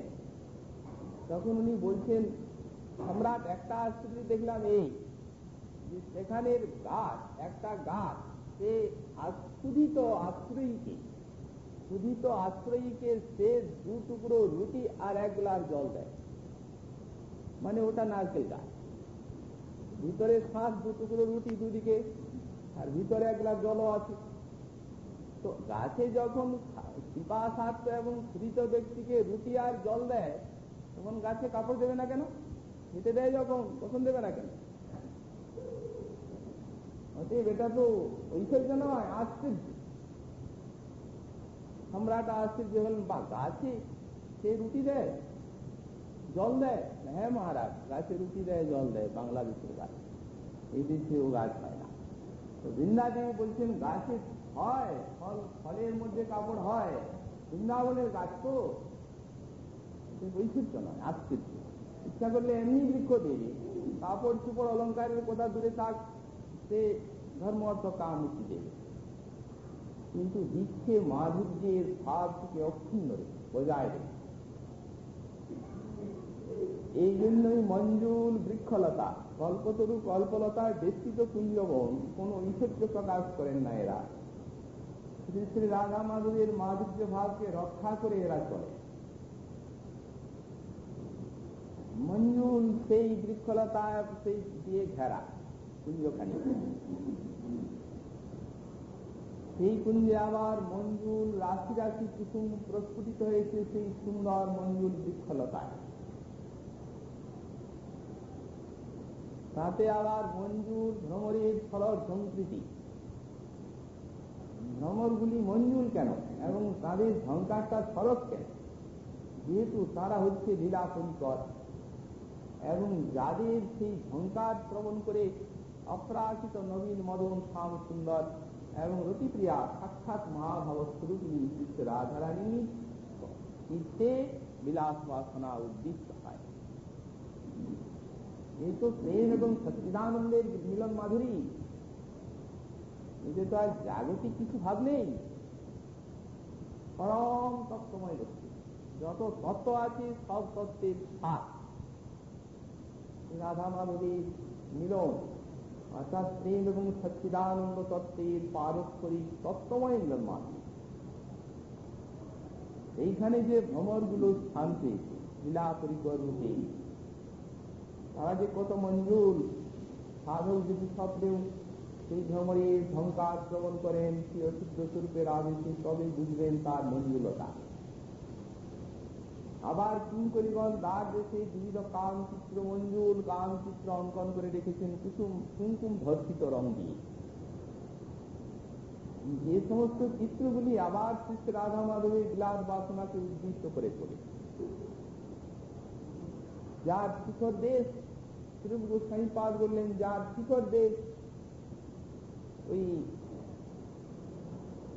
ভৃঙ্গের শব্দে মুখরিত, দ্বার দেশ ভৃঙ্গের শব্দে মুখরিত। অর্থাৎ দ্বারে যেন ভ্রমর পাহারা দিচ্ছে প্রহরীর মতো। তারা লীলা পরিকর সব লীলার মর্ম রহস্য তারা জানেন। সেই রহস্যময় লীলা আকালে বিরোধী জন সে স্থানের থেকে এলে তারা দংশন করে তাদেরকে সে স্থানের থেকে বিতাড়িত করেছে। মঞ্জুল এই জন্যই তারা যে তারা বিরোধী জানে, তারা নিজের ষড়যন্ত্র জানে, সেইভাবে তারা দ্বার রক্ষা করে থাকে। ভিতরে আবার শুভ্রাগে রাধা মাধবী সমস্ত চিত্রাবলী মঞ্জুল চিত্র সব কিঙ্করিগণ কুসুম মাল্য দিয়ে সাজিয়ে রেখেছেন। কুঞ্জের অভ্যন্তরে বনদেবীগণ যুগলের বিলাসান্তে বেশভূষার জন্য কুসুম মাল্য রেখেছেন। মনের বাটিতে চন্দন কুমকুম কস্তুরী ইত্যাদি, তারপরে সুবর্ণ ভিঙ্গারি জল, বিবিধ পানক,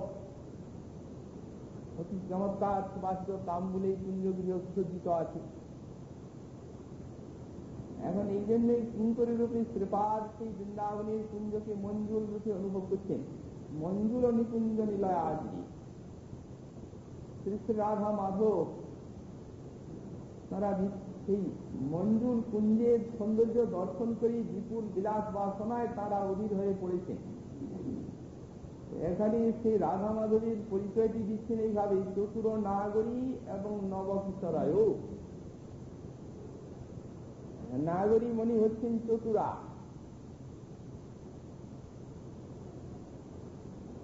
চতুর কাকে বলা যায়? চতুর মানে চালাক, বুদ্ধিমান ইত্যাদি সাধারণ অর্থ, কিন্তু রসশাস্ত্রের পরিভাষা অন্যরূপ। শ্রীমদ রূপ গোস্বামী পাদ তাঁর শ্রী অক্ষরসামৃত সিন্ধু গ্রন্থে লিখেন, চতুর যুগপদ ভূরি সমাধান কুতুত্তর। চতুর কাকে বলা যায়? বললেন চতুর যুগপথ ভূরি সমাধান কুতুত্তর। অর্থাৎ যুগপথে সমকালে যিনি অনেক কার্যের সমাধান করতে পারেন তাকেই চতুর বলা হয়। অনেক কার্য বলতে গেলে কি আমরা বলেছি, সচ্চিদানন্দ ঘন এবং প্রেম রসের পারস্পরিক মিলন মাধুরী সাধারণ জগতের নায়ক নায়িকার তত্ত্বহীন বিলাস তো নয়। এই জন্য প্রেম রাজ্যের উচ্চকোটির চরম পরিণতি দেখায়। যেহেতু প্রেমিক ছাড়া, মহাতত্ত্বনিষ্ঠ সাধক ছাড়া এই সমস্ত রহস্য ভেদ করবে এর শক্তি কারণ। আমরা বলেছি যাতে শ্রী বৃন্দাবনই একটি মাত্র স্থান, যে স্থানে আমাদের রসিক ভক্তগণের নিকটে সমস্ত কথা আলোচনা করা চলে।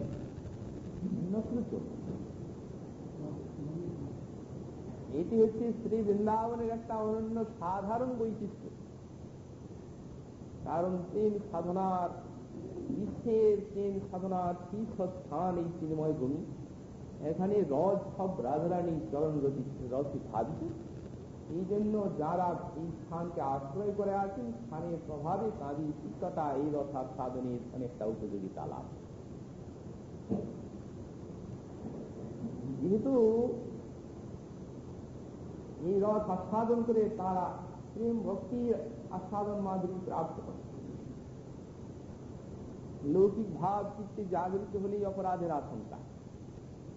এই জন্যই আমরা মাঝে মাঝে তত্ত্বের ঝঙ্কার তুলে চলেছি।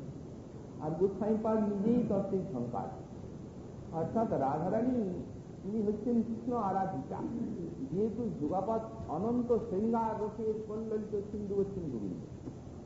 যখন পুরীর সমুদ্র দেখতেন মহাপ্রভু, তখন কৃষ্ণ বলে ঝাঁপ দিয়ে পড়তেন। তার দেখেছেন তো পুরীর কল্লিত সিন্ধু কত কত তরঙ্গমালা উঠছে, তখন সেই দেখেই কৃষ্ণকে মনে পড়ত এবং ঝাঁপিয়ে পড়তেন। তাতে কৃষ্ণ স্মৃতি আছে।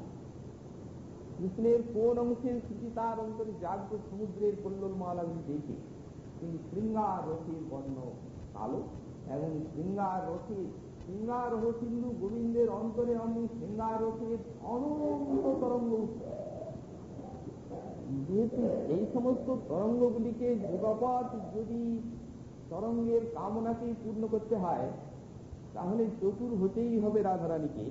যুগপৎ গৌরী সমাধান অপেক্ষ চতুর সমকালে বহু কার্যের সমাধান যিনি করতে পারেন। কার্য বলতে এখানে গোবিন্দের অন্তরে শৃঙ্গারস বাসনার যে সকল সূক্ষ্ম সূক্ষ্ম সব তরঙ্গ উঠে তা পূর্ণ করার মূর্তিমতী অধিষ্ঠাত্রী দেবী হচ্ছেন গোপী।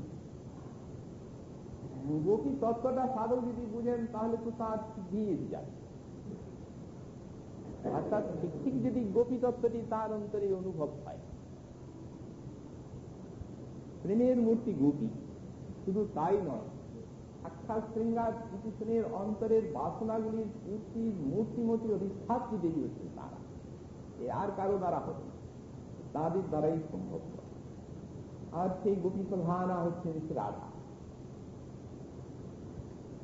রসে যিনি হচ্ছেন গৌরাঙ্গী, মাধুর্যে যিনি হচ্ছেন প্রধানা গোপিকা, ঐশ্বর্যে যিনি সর্বলক্ষ্মীময়ী, সর্বকান্তি সম্মোহিনী করা। এত বড় তত্ত্ব। যেহেতু অনন্ত শৃঙ্গারস বাসনা পূর্তির উপযোগী সমস্ত কলা, শৃঙ্গার কলা, বিলাস কলা সমস্ত প্রকাশ করছেন লীলার ক্ষেত্রে, এইগুলি দেখেই বড় নাগরী সম্বোধন করেছে। নাগরী মানে ক্রীড়ারস নিপুণা এবং চতুর নাগরী, অনেক কার্য সমাধান ক্রিয়ে। আর তেমনি অপরপক্ষে শ্রী শ্রী শ্যামসুন্দরীর বিলাস বাসনা পূর্তির উপযোগী যে সমস্ত মনোবৃত্তি আত্মেন্দ্রীয় সুখ বাসনা বিহীন, এদিকটা একেবারে শূন্য। কারণ আত্মেন্দ্রীয় সুখ বাসনা শূন্য প্রেম না হলে কখনোই কৃষ্ণকে আনন্দ দান করা যায় না। এবং সেইরূপ প্রেম না হলে কৃষ্ণের অন্তরে বাসনাটি জাগাবে।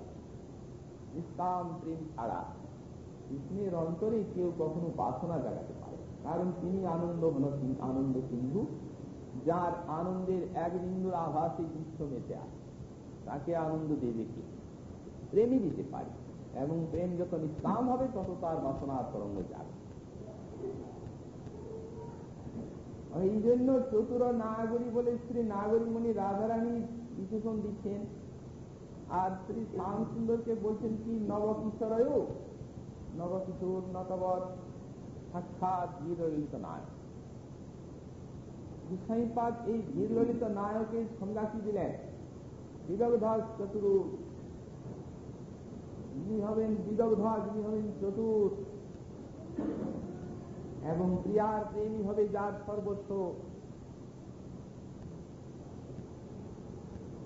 আর নিশ্চিন্ত ধীর ললিত সপ্রায় প্রেয়সীগত, প্রেয়সী অধীন হবেন যিনি, নিশ্চিন্ত হবেন ধীর, তাকে ধীর ললিত বলা হবে। নিশ্চিন্ত কে? দেখুন, জীব যারা কাল কর্ম মায়া ইত্যাদির অধীন হয়ে আছে, তারা কখনোই নিশ্চিন্ত হতে পারে। নিশ্চিন্ত হয়ে এই কর্মাধীন কালের অধীন মানুষ কাউকে ভালোবাসতে পারে। কারণ একভাবে তো মানুষ স্থির হয় না, ও তো পরিবর্তন হয়েই চলেছে। তার যেহেতু নিশ্চিন্ত ভাবে মানুষ কাউকে ভালোবাসতে পারে। ভগবান যারা আছেন, দেখুন নারায়ণ আছেন, যে সমস্ত পুরুষাবতার আছেন, তারা সৃষ্টি রক্ষার কাজে ধর্ম